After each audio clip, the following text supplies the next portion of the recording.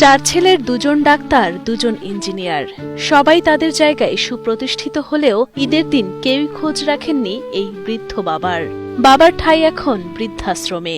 নিজের সবটুকু দিয়ে সন্তানদের উচ্চশিক্ষায় শিক্ষিত করে এখন শেষ বয়সে এসে পরিবার পরিজন সবাইকে ছেড়ে বৃদ্ধাশ্রমে একাকী জীবন কাটাতে হচ্ছে তার। আমার ব্যাংকে 4.5 কোটি টাকা জমা হইল।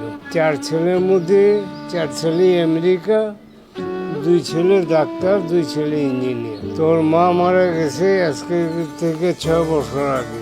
এরা আমার আমেরিকা নিয়ে গেল, আমি গেলাম আমেরিকা গিয়া কথাবার্তা বললাম, জায়গাটা চিনলাম, দেখলাম, আলাপ আলোচনা করলাম। আমার বাংলাদেশে পাঠাইলো, ওরাও আইলো। আইসা বললো যে আপনার 4.5 কোটি টাকা আছে ব্যাংকে। তো আমি বললাম ওই টাকাটা আমার লাগবো, দেন উঠে। তো সাথে সাথে আমি চেক লিখে দিয়ে দিলাম ব্যাংকে, ব্যাংকের থেকে উঠাই নিল। নিয়ে ওরা চলে গেল আমেরিকা। আমেরিকা যাওয়ার পর এই ছেলেগুলির মাথায় কি চাপলো আমি জানি না, তারা আর কোনো যোগাযোগ করে না। একাকিত্ব জীবনে এইসব বাবা মায়ের সঙ্গে শুধু বুক ভরা কষ্ট আর চোখের পানি।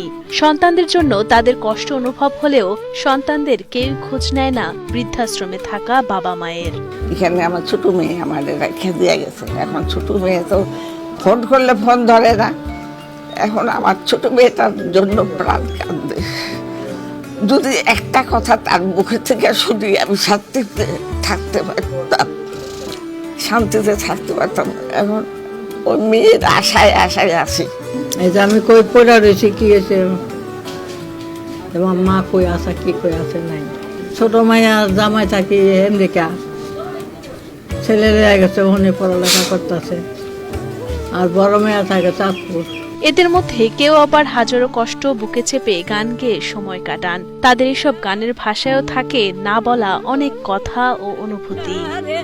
সেই পাখি আমাকে দেখতে পাইল না, খাঁচার ভিতরে যায় আসে পাখি, কেমনি করে চইল। ভাগ্যের নির্মম পরিহাসে শেষ বয়সে সন্তানদের কাছে ঠাঁই না পাওয়া এসব বাবা মায়ের কাছে না আছে অর্থ আর না আছে স্বজনদের ভালোবাসা।